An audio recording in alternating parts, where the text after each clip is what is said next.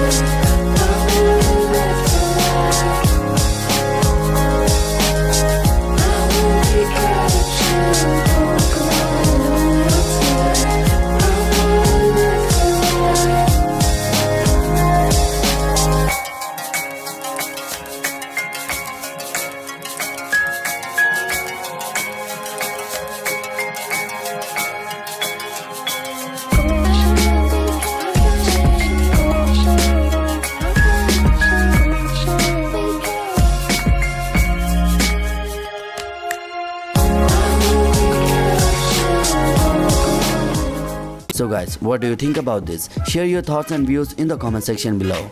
And yeah, peace.